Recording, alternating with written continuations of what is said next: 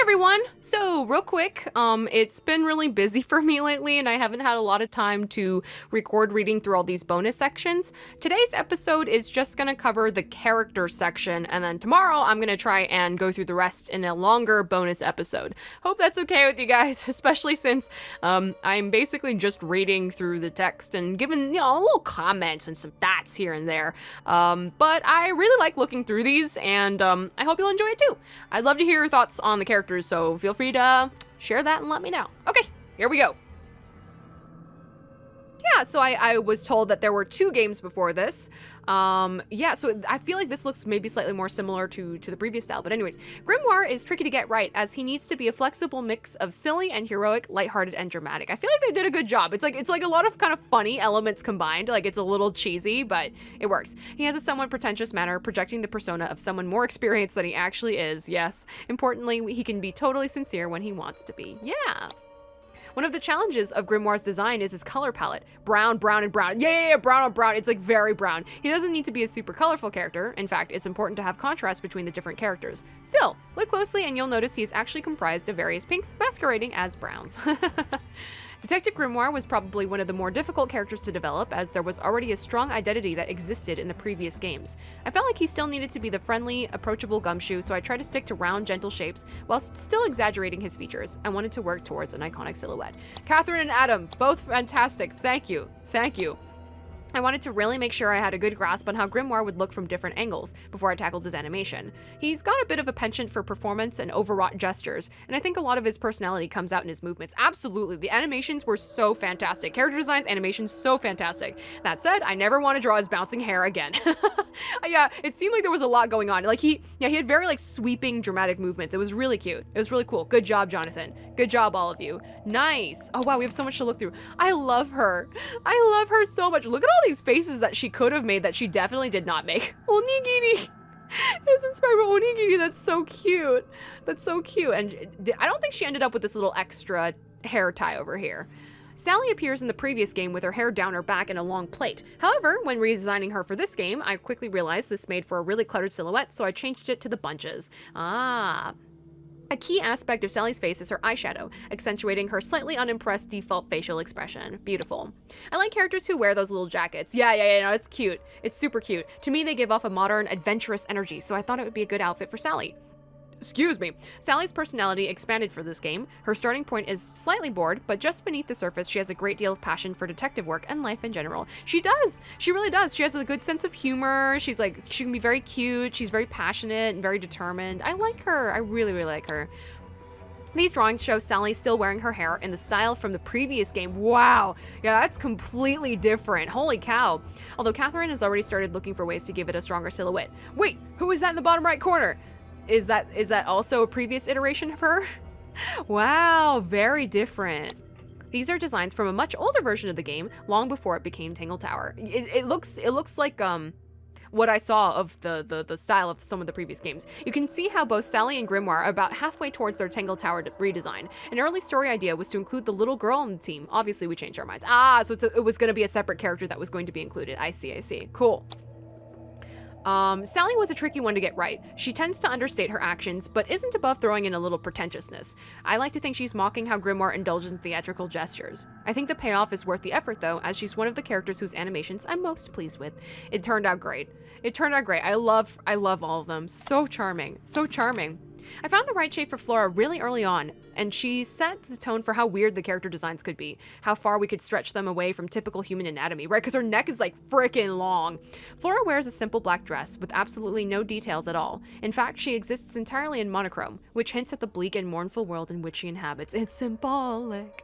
Oh my god. She never spoke to us. I wanted to know more about like her relationship with her siblings, I guess they had a spat because they all departed after doing the misted stuff, and maybe she didn't agree with that because she likes the creatures, she wanted to nurture them, maybe that's what happened. Like I'm not really sure, and she never spoke, she never communicated anything, and that's kind of disappointing. I was hoping for more from her. It didn't have to be through speaking, but just more of something, you know?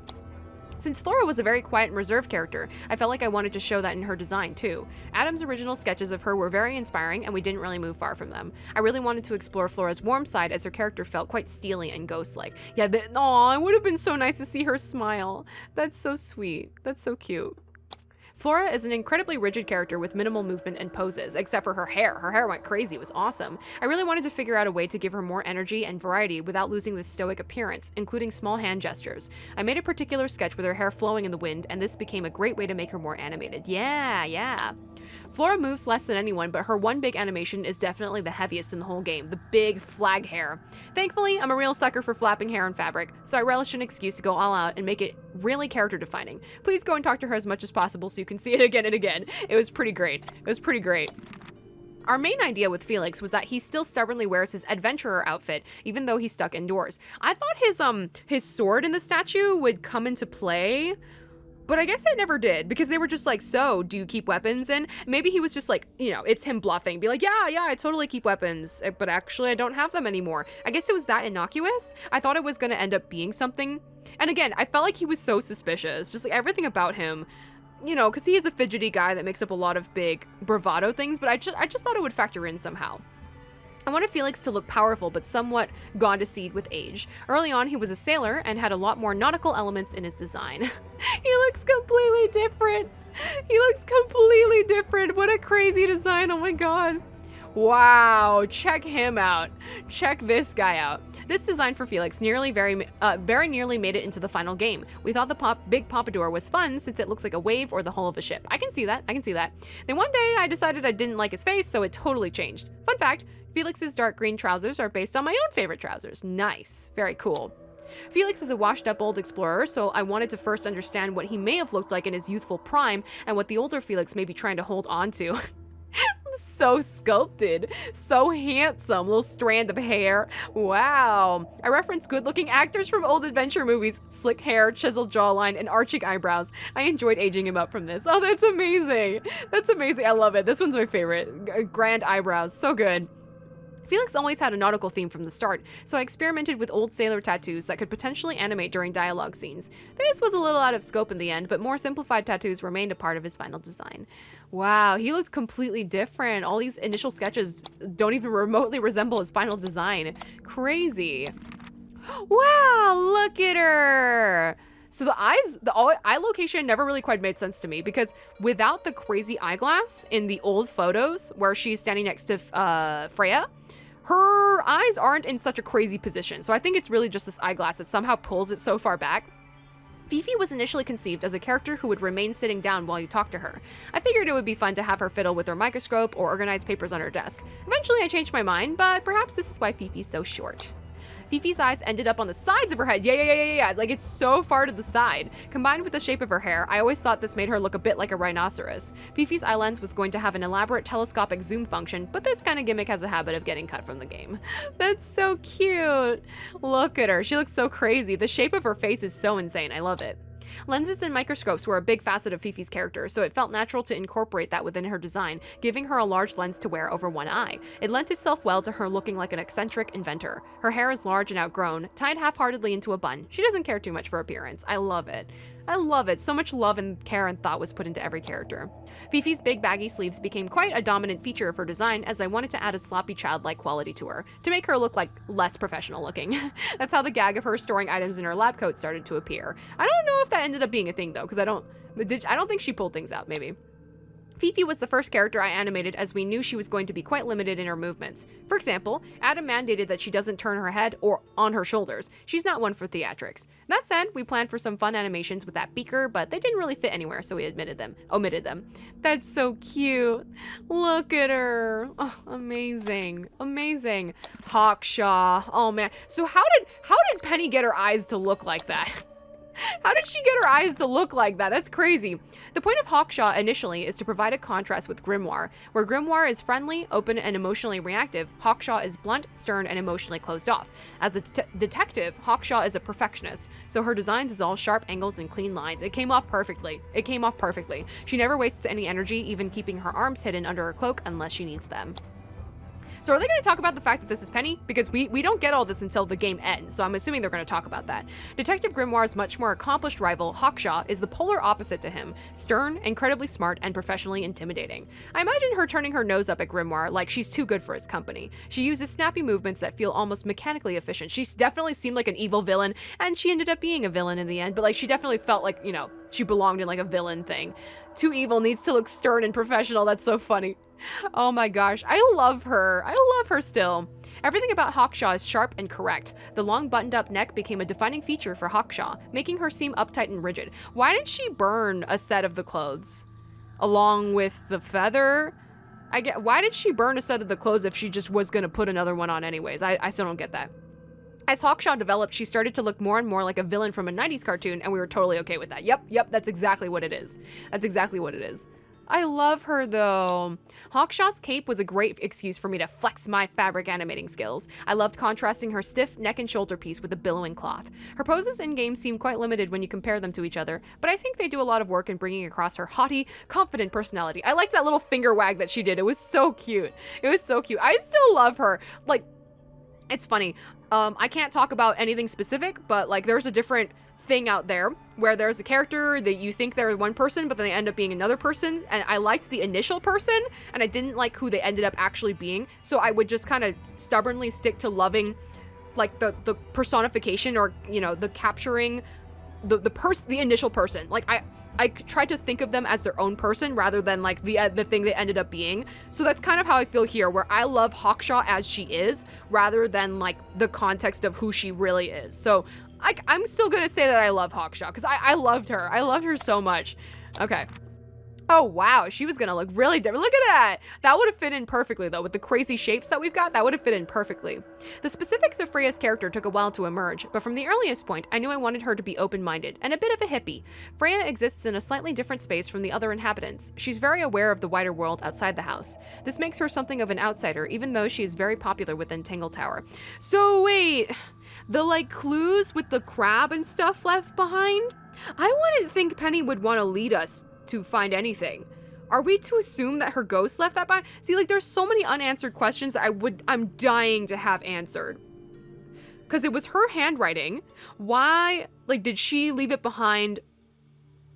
Did Fifi and Poppy, if they were close to solving the crime, did they leave it behind to give us a clue? Why would they do that? I don't think Penny would do that because she doesn't want us to find the truth. She wants to get away with it.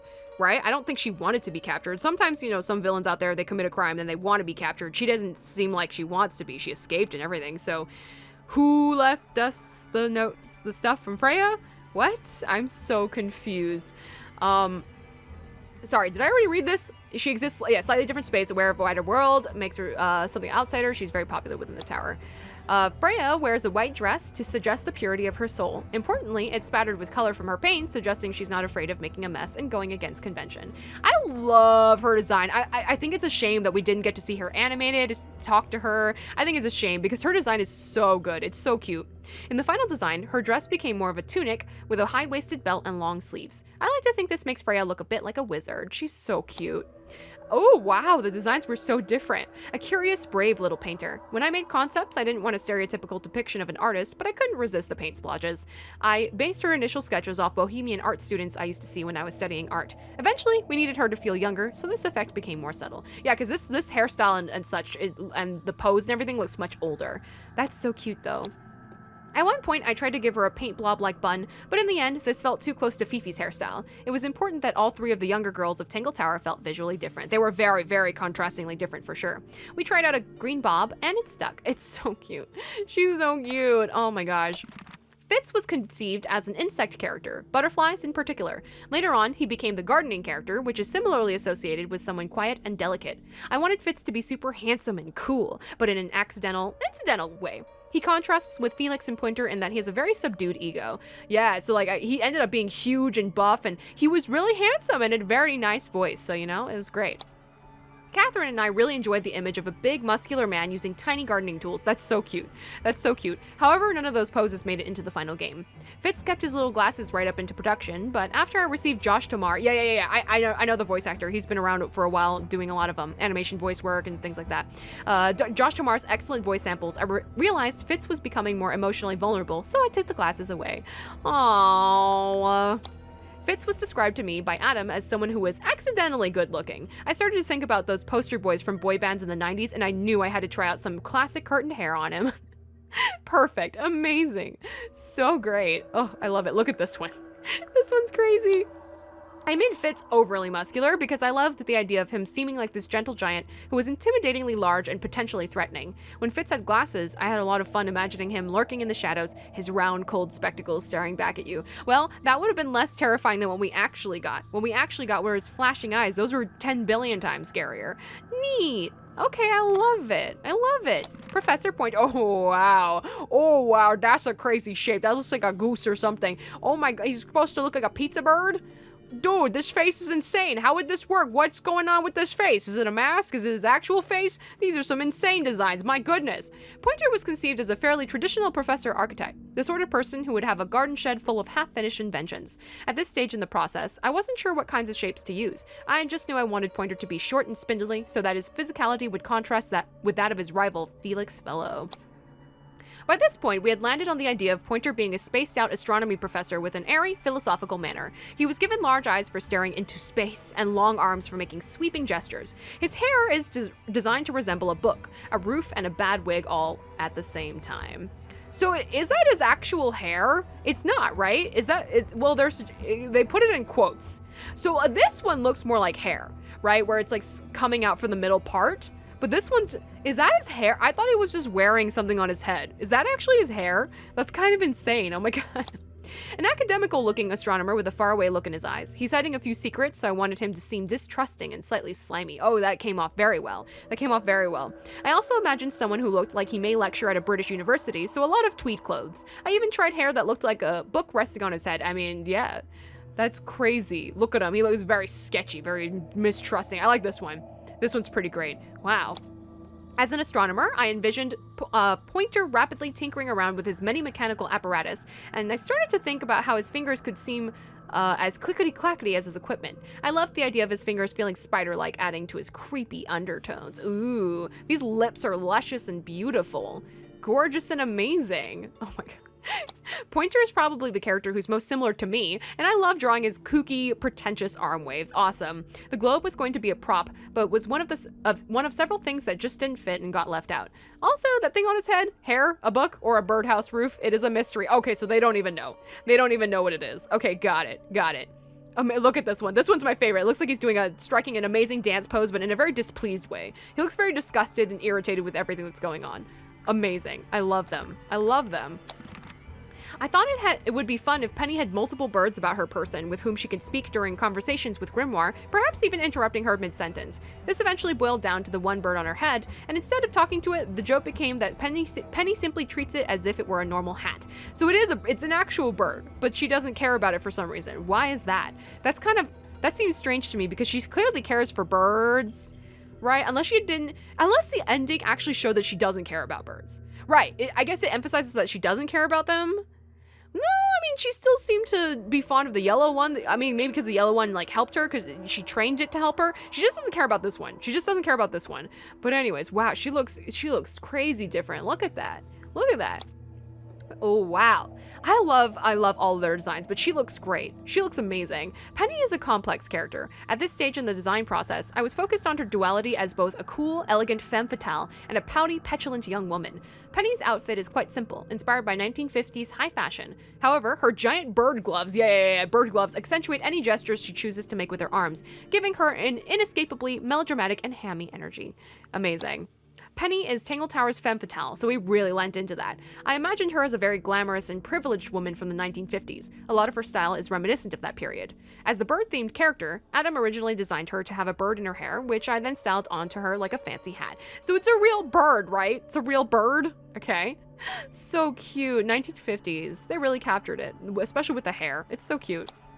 I loved the idea that Penny could be composed but drop the facade and become sinister. There was a sketch of her reading a book surrounded by birds and then slamming that book shut mid-sentence, scaring them away. I loved when her eyes got really wide and she was like like that. That was my favorite expression. It was super funny. Cool.